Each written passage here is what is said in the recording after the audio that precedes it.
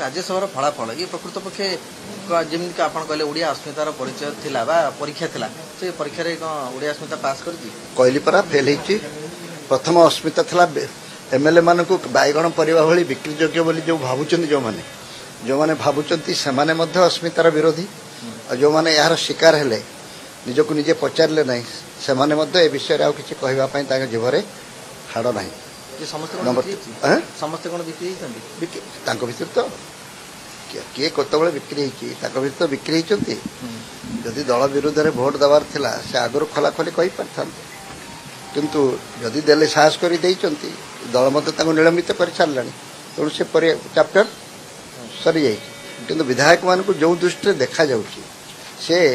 मो सपक्ष भोट दे पारे अन्य दल होइथिले मध्य कौन पाई भोट दब ता भिन्न कथा तो दे पारे बोली भाबुची जे से मध्य कम दोषी नुहे।